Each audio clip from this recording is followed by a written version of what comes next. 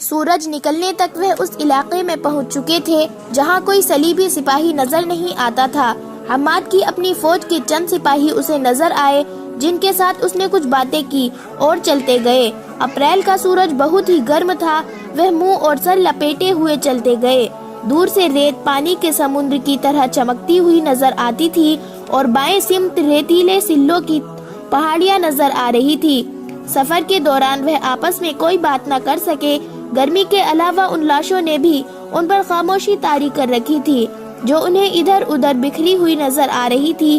کوئی ایک بھی لاش سالم نہیں تھی۔ گدھوں اور درندوں نے ان کے اعضاء الگ کر دیے تھے۔ بعض لاشوں کی صرف ہڈیاں اور کھوپڑیاں رہ گئی تھی۔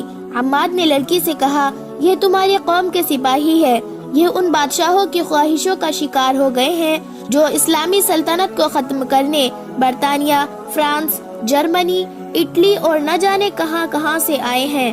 لڑکی خاموش رہی۔ وہ بار بار حماد کو دیکھتی تھی اور آہ بھر کر سر جھکا لیتی تھی۔ حماد نے سلوں کی پہاڑیوں کا رخ کر لیا۔ اسے معلوم تھا کہ وہاں پانی ضرور ہوگا اور سایہ بھی۔ سورج ان کے پیچھے جانے لگا تو وہ پہاڑیوں میں پہنچ گئے۔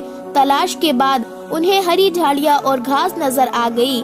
ایک جگہ سے پہاڑی کا دامن پھٹا ہوا تھا، وہاں پانی تھا۔ وہ گھوڑے سے اترے، پہلے خود پانی پیا، پھر گھوڑوں کو پانی پینے کے لیے چھوڑ دیا اور سائے میں بیٹھ گئے۔ لڑکی نے اس سے پوچھا، تم کون ہو؟ تمہارا نام کیا ہے؟ کہاں کے رہنے والے ہو؟ حماد نے جواب دیا، میں مسلمان ہوں، میرا نام حماد ہے اور میں شامی ہوں۔ رات خواب میں تم کسے یاد کر رہے تھے؟ حماد نے کہا، یاد نہیں رہا، میں شاید خواب میں بول رہا ہوں گا۔ میرے ساتھی مجھے بتایا کرتے تھے کہ میں خواب میں بولا کرتا ہوں۔ لڑکی نے پوچھا اور کہا، تمہاری ماں ہے، بہن ہے؟ تم شاید انہیں یاد کر رہے تھے۔ حماد نے آہ بھر کر کہا، تھی کبھی، اب انہیں خواب میں دیکھا کرتا ہوں۔ لڑکی نے اس سے ساری بات پوچھنے کی بہت کوشش کی لیکن حماد نے اور کچھ نہیں بتایا۔ اس نے لڑکی سے کہا، تم نے اپنے متعلق جھوٹ بولا تھا۔ مجھے پوچھنے کی کوئی ضرورت نہیں کہ تم کون ہو، میں تمہیں متعلقہ حاکم کے حوالے کر کے واپس آ جاؤں گا۔ اگر سچ بول سکو تو اپنے متعلق کچھ بتا دوں گا، لیکن یہ نہ کہنا کہ تم ان صلیبی لڑکیوں میں سے نہیں جو ہمارے ملک میں جاسوسی کے لیے آتی ہو۔ لڑکی نے کہا، تم ٹھیک کہتے ہو، میں جاسوس لڑکی ہوں، میرا نام ایونا ہے۔ حماد نے پوچھا، تمہارے ماں باپ کو معلوم ہے کہ تمہارا نام کس قسم کا ہے؟ ایونا نے جواب دیا، میرے ماں باپ نہیں ہیں، میں نے ان کی صورت بھی نہیں دیکھی۔ میرا محکمہ میری ماں اور اس محکمے کا حاکم ہرمن میرا باپ ہے۔ اس نے یہ بات یہی پر ختم کر دی اور کہا، میری ایک ساتھی لڑکی نے ایک مسلمان سپاہی لڑکے کو بچانے کے لیے زہر پی لیا تھا۔ میں اس وقت بہت حیران ہوئی تھی کہ کوئی صلیبی لڑکی ایک مسلمان کے لیے اتنی بڑی قربانی کر سکتی ہے۔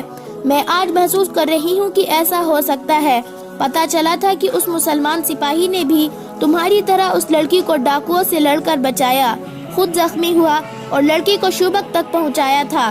تمہاری طرح اس نے بھی دھیان نہیں دیا تھا کہ وہ لڑکی کتنی خوبصورت ہے۔ لوزینہ بہت خوبصورت لڑکی تھی۔ میں یہ کہہ سکتی ہوں کہ میں تمہاری خاطر اپنی جان قربان کر دوں گی۔ حماد نے کہا، میں نے اپنا فرض ادا کیا ہے، ہم لوگ حکم کے پابند ہوتے ہیں۔ شاید یہ جذبات کا اثر ہے کہ میں ایسا محسوس کرتی ہوں جیسے میں نے پہلے بھی تمہیں دیکھا ہو۔ حماد نے کہا، دیکھا ہوگا، تم مصر گئی ہوگی، وہاں دیکھا ہوگا۔ لڑکی نے کہا، میں مصر ضرور گئی ہوں، تمہیں نہیں دیکھا تھا۔ اس نے مسکرا کر پوچھا، میرے متعلق تمہارا کیا خیال ہے؟ کیا میں خوبصورت نہیں ہوں؟ حماد نے سنجیدگی سے کہا، تمہاری خوبصورتی سے میں نے انکار نہیں کیا۔ میں سمجھ گیا ہوں کہ تم نے یہ سوال کیوں کیا ہے۔ تم ضرور حیران ہوں گی کہ میں نے تمہارے ساتھ وہ سلوک کیوں نہیں کیا ہے جو تمہارے صلیبی کے 2 سپاہیوں نے تمہارے ساتھ کرنا چاہا تھا۔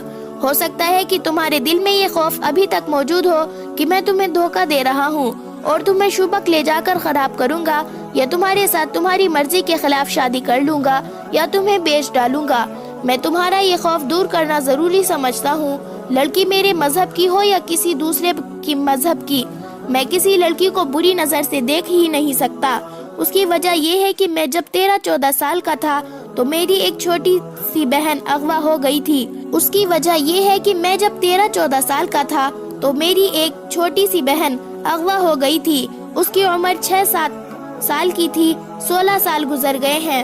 اسے شوبک کے عیسائی اٹھا لے گئے تھے۔ میں نہیں جانتا کہ وہ زندہ ہے یا مر گئی ہے۔ اگر زندہ ہے تو کسی امیر کے حرم میں ہوگی یا تمہاری طرح جاسوسی کرتی پھر رہی ہوگی۔ میں جس لڑکی کو دیکھتا ہوں اسے اپنی بہن سمجھ لیتا ہوں۔ اسے بری نظر سے اس لیے نہیں دیکھتا کہ وہ میری گمشدہ بہن نہ ہو۔ میں تمہیں صرف اس لیے شوبک لے جا رہا ہوں کہ محفوظ رہو۔ میں جانتا تھا کہ صحرا میں اکیلے جانے اور پیدل چلنے سے تمہارا کیا حشر ہوتا، اور تم کسی کے ہاتھ چڑھ جاتی تو تمہارا حال وہی ہوتا جو تمہارے اپنے صلیبی بھائی کرنے لگے تھے۔ مجھے اپنی خوبصورتی کا احساس نہ دلاؤ، مجھے اپنی خوبصورتی کا احساس نہ دلاؤ۔ میں اس احساس کے لحاظ سے مردہ ہوں۔ مجھے لذت ان صحراؤں میں صلیبیوں کے تعاقب میں گھوڑا دوڑاتے اور ان کا خون بہاتے ملتی ہے۔ لڑکی اسے عجیب سی نظروں سے دیکھ رہی تھی۔ اس کی آنکھوں میں پیاس کا تاثر تھا۔ اس کے ساتھ ایسی باتیں کسی نے نہیں کی تھی۔ اسے بے حیائی اور عیاری کے سبق دیے گئے تھے اور اس کی باتوں اور چال ڈھال میں بڑی محنت سے جنسی کوشش پیدا کی گئی تھی۔ اسے ایک بڑا ہی خوبصورت فریب بنایا گیا تھا۔ اس پر حسن اور شراب کا نشہ طاری کیا گیا تھا۔ اسے عصمت کے موتی سے محروم رکھا گیا تھا اور وہ اس ٹریننگ کے بعد اپنی ساتھی لڑکیوں کی طرح اپنے آپ کو مردوں کے دلوں پر راز کرنے والی شہزادی سمجھنے لگی تھی۔ اسے یہ بھی یاد نہیں رہا تھا کہ اس کا گھر کہاں ہے اور اس کے ماں باپ کیسے تھے۔ عماد کی جذباتی باتوں نے اس کی ذات میں ایک عورت کے جذبات پیدا کر دیے۔ وہ گہری سوچ کے عالم میں کھو گئی، عماد سے جیسے وہ بے تعلق ہو گئی ہو۔ اس نے گہری سوچ کے عالم میں کہا، ایک ڈراونے خواب کی طرح یاد آتا ہے کہ مجھے ایک گھر سے اٹھایا گیا تھا۔ مجھے یاد نہیں آ رہا اس وقت میری عمر کیا تھی۔ اس نے اپنے بالوں میں دونوں ہاتھ پھیرے اور بالوں کو دونوں مٹھیوں میں لے کر جھنجھوڑا، جیسے پرانی یادوں کو بیدار کرنے کی کوشش کر رہی ہو۔ اس نے اکتا کر کہا، کچھ یاد نہیں آتا۔ میرا ماضی شراب اور عیش و عشرت اور حسین عیاروں میں گم ہو گیا ہے۔ میں نے کبھی بھی نہیں سوچا کہ میرے والدین کون تھے اور کیسے تھے۔ مجھے کبھی ماں باپ کی ضرورت محسوس ہوئی ہی نہیں۔ میرے اندر جذبات تھے ہی نہیں۔ مجھے معلوم ہی نہیں کہ مرد باپ اور بھائی بھی ہو سکتا ہے۔ مرد مجھے اپنی تفریح کے استعمال کی چیز سمجھتے ہیں، لیکن میں مردوں کو استعمال کیا کرتی ہوں۔ جس پر میری خوبصورتی اور میری جوانی کا نشہ طاری نہ ہو، اسے میں حشیش اور شراب سے اپنا غلام بنا لیا کرتی ہوں۔ مگر اب تم نے جو باتیں کی ہیں انہوں نے مجھ سے وہ حس بیدار کر دی ہے جو ماں باپ بہن اور بھائی کا پیار مانگتی ہے۔ اس کی بے چینی بڑھتی گئی۔ وہ رک رک کر بولتی رہی، پھر بالکل ہی چپ ہو گئی۔ کبھی عماد کو ٹک ٹکی باندھ کر دیکھنے لگتی اور کبھی اپنے سر پر ہاتھ رکھ کر اپنے بال مٹھی میں لے کر جھنجھوڑنے لگتی۔ وہ دراصل گمشدہ ماضی اور حال کے درمیان بھٹک گئی تھی۔ عماد نے جب اس سے کہا کہ اٹھو چلے تو وہ بھولے بھولے معصوم سے بچوں کی طرح اس کے ساتھ چل پڑی۔ ان کے گھوڑے انہیں پہاڑی علاقے سے بہت دور لے گئے تو بھی وہ عماد کو دیکھ رہی تھی۔ صرف ایک بار اس نے ہنس کر کہا، مرد کی باتوں اور وعدوں پر میں نے کبھی اعتبار نہیں کیا۔ میں سمجھ نہیں سکتی کہ میں کیوں محسوس کر رہی ہوں کہ مجھے تمہارے ساتھ جانا چاہیے۔ عماد نے اس کی طرف دیکھا اور مسکرا دیا۔ وہ جب شوبک کے دروازے پر پہنچی تو اگلے روز کا سورج طلوع ہو رہا تھا۔ وہ صحرا میں ایک اور رات گزار آئے تھے۔ عماد لڑکی کو جہاں لے جانا چاہتا تھا اس جگہ کے متعلق پوچھ کر وہ چل پڑا۔ گھوڑے شہر میں سے گزر رہے تھے۔ لوگ ایونا کو رک رک کر دیکھتے تھے۔ چلتے چلتے عماد نے ایک مکان کے سامنے گھوڑا روک لیا اور بند دروازے کو دیکھنے لگا۔ ایونا نے اس سے پوچھا، یہاں کیوں رک گئے؟ اس نے جیسے کچھ سنا ہی نہ ہو۔ دروازے کے قریب جا کر گھوڑے پر بیٹھے بیٹھے اس نے دروازے پر آہستہ آہستہ 2-3 ٹھوکریں ماری۔ ایک بزرگ صورت انسان نے دروازہ کھولا۔ عماد نے عربی زبان میں پوچھا، یہاں کون رہتا ہے؟ بوڑھے نے جواب دیا، کوئی نہیں، عیسائیوں کا ایک خاندان رہتا تھا۔ ہماری فوج آ گئی تو پورا خاندان بھاگ گیا۔ اب آپ نے اس پر قبضہ کر لیا ہے۔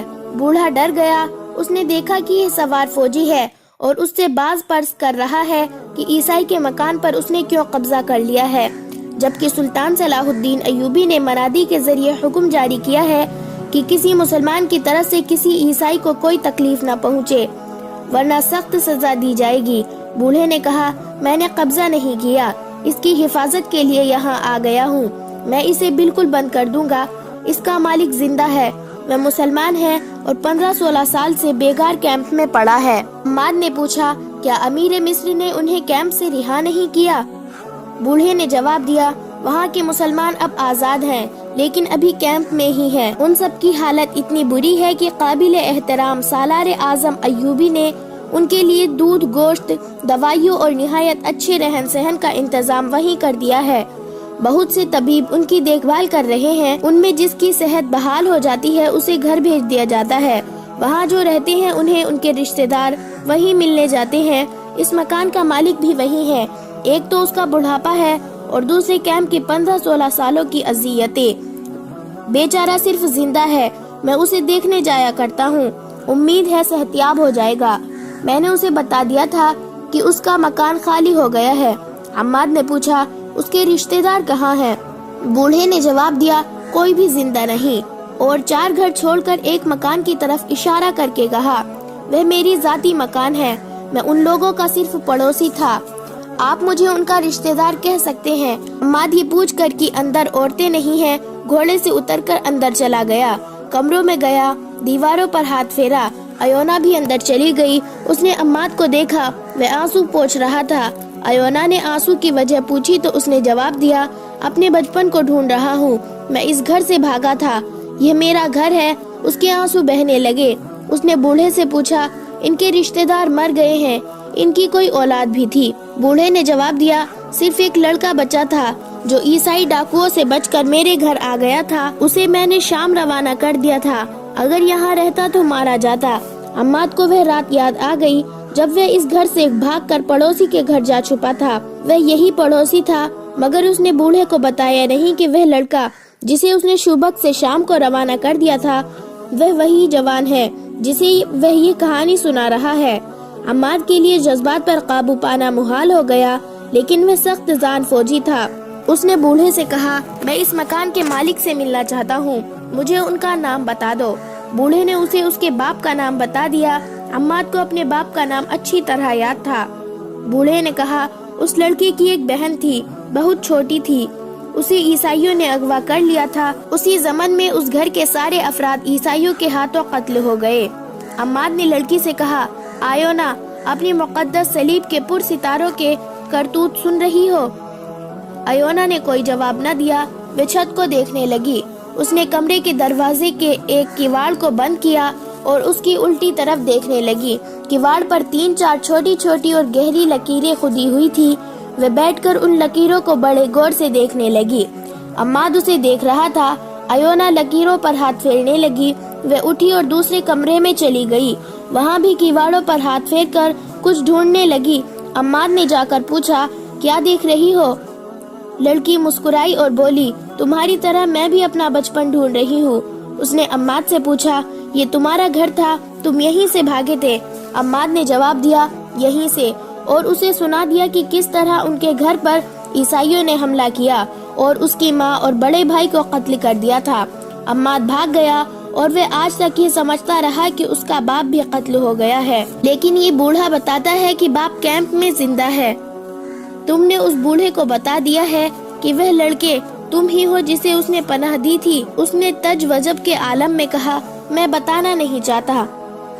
ایونا اسے بڑی غور سے دیکھنے لگی اور بوڑھا ان دونوں کو دیکھ دیکھ کر حیران ہو رہا تھا کہ یہ دونوں یہاں کیا دیکھ رہے ہیں۔ حماد بچپن کی یادوں میں گم ہو گیا تھا۔ بوڑھے نے پوچھا، میرے لیے کیا حکم ہے؟ حماد چوکا اور حکم دینے کے لہجے میں بولا، اس مکان کو اپنی نگرانی میں رکھے، یہ آپ کی تحویل میں ہے۔ اس نے ایونا سے کہا، آؤ چلے۔ ایونا نے اس سے پوچھا، کیا تم اپنے باپ سے نہیں ملو گے؟ حماد نے جواب دیا، پہلے اپنا فرض ادا کر لوں، مجھے ریگستان میں میرا کمانڈر ڈھونڈ رہا ہوگا، وہ مجھے مردہ قرار دے چکے ہوں گے، وہاں میری ضرورت ہے، آؤ میرے ساتھ آؤ، میں یہ امانت کسی کے حوالے کر دوں۔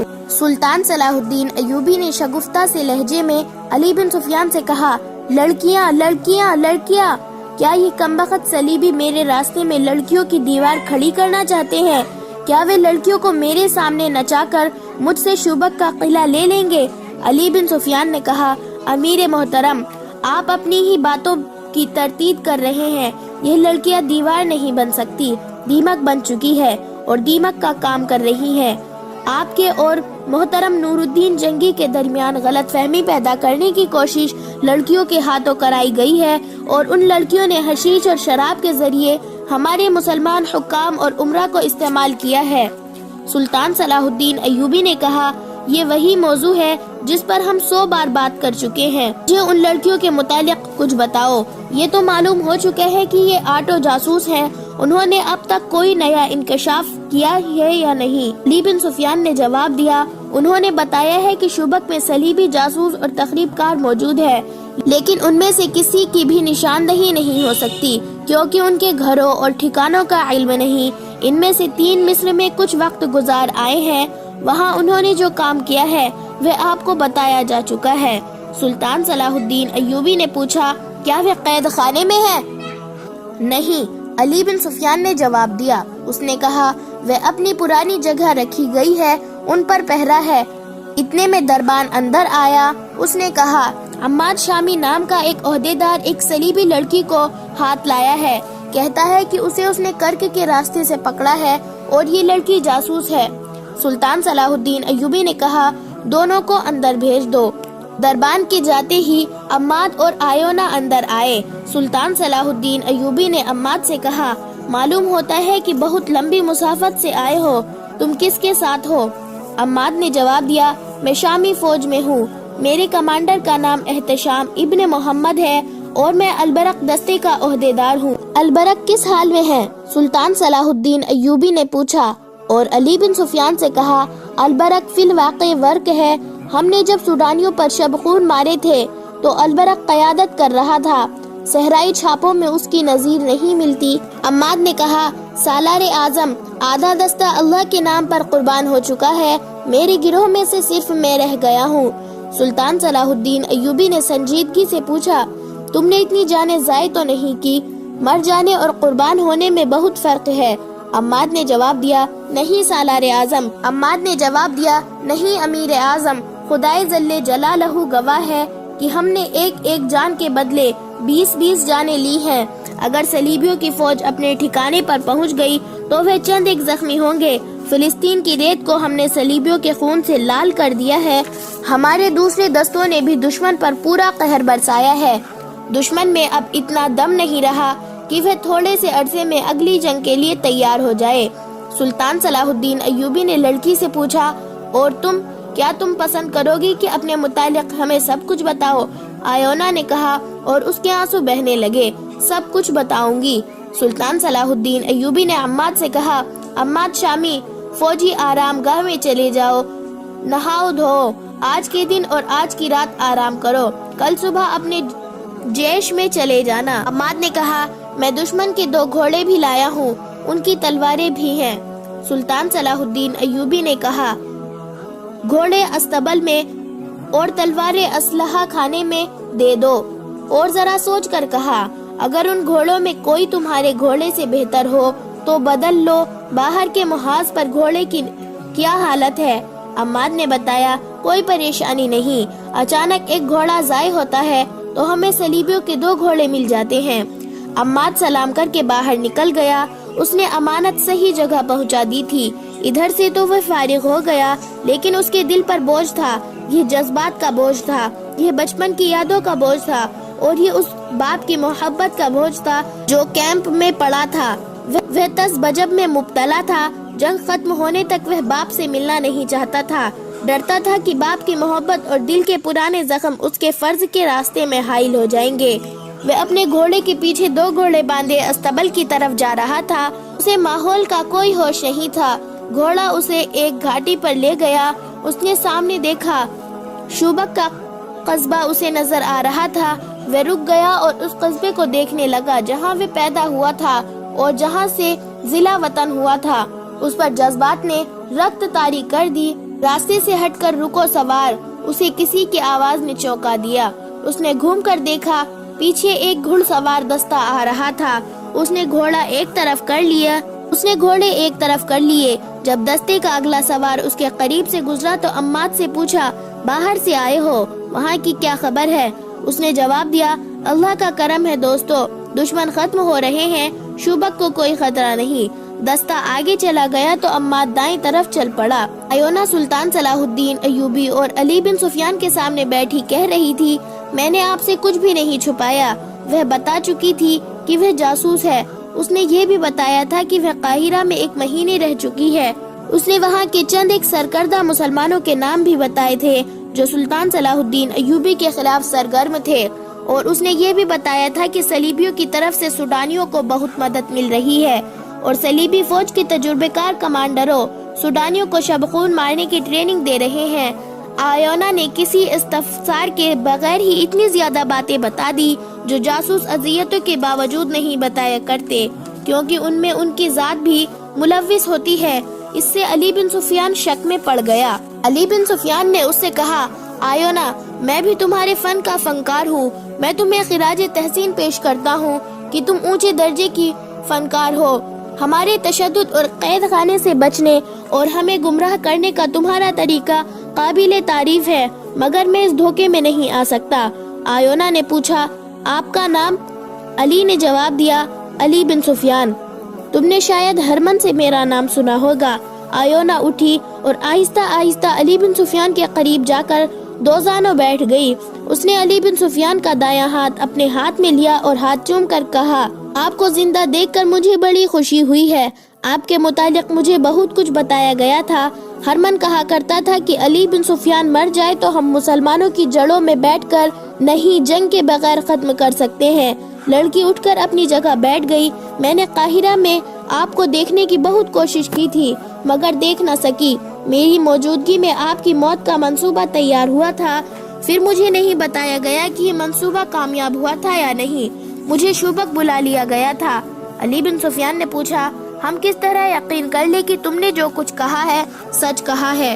لڑکی نے جھنجھلا کر کہا، آپ مجھ پر اعتبار کیوں نہیں کرتے؟ سلطان صلاح الدین ایوبی نے کہا، اس لیے کہ تم صلیبی ہو۔ لڑکی نے کہا، اگر میں آپ کو یہ بتاؤں کہ میں صلیبی نہیں مسلمان ہوں تو آپ کہیں گے کہ یہ بھی جھوٹ ہے۔ میرے پاس کوئی ثبوت نہیں۔ 16-17 سال گزرے، میں اسی قصبے سے اغوا ہوئی تھی۔ یہاں آ کر مجھے پتا چلا ہے کہ میرا باپ کیمپ میں ہے۔ اس نے اپنے باپ کا نام بتایا اور یہ بھی بتایا کہ اسے اپنے باپ کا نام اب معلوم ہوا ہے۔ اس نے بتایا کہ عماد نے اسے کس طرح صحرا سے بچایا تھا اور وہ اسے رات کو قتل کرنے لگی، مگر اس کا خنجر والا ہاتھ اٹھتا ہی نہیں تھا۔ اس نے کہا، میں نے دن کے وقت اس کے چہرے پر اور اس کی آنکھوں میں نظر ڈالی تو میرے دل میں کوئی ایسا احساس بیدار ہو گیا جس نے مجھے شک میں ڈال دیا کہ میں عماد کو پہلے سے جانتی ہوں یا اسے کہیں دیکھا ضرور ہے۔ مجھے یاد نہیں آ رہا تھا۔ میں نے اس سے پوچھا تو اس نے کہا کہ ایسا نہیں ہو سکتا۔ رات 2 صلیبی سپاہیوں نے مجھ پر حملہ کیا تو عماد جاگ اٹھا۔ اس نے ایک کو برچھی سے مار دیا۔ میں اس وقت تک اپنے آپ کو صلیبی سمجھتی تھی۔ میری ہمدردیاں صلیبیوں کے ساتھ تھی، مگر میں نے دوسرے صلیبی سپاہی کو خنجر سے ہلاک کر دیا، اور مجھے خوشی اس پر نہیں ہوئی کہ میں نے ان سے اپنی عزت بچا لی ہے، بلکہ اس پر ہوئی کہ میں نے عماد کی جان بچائی ہے۔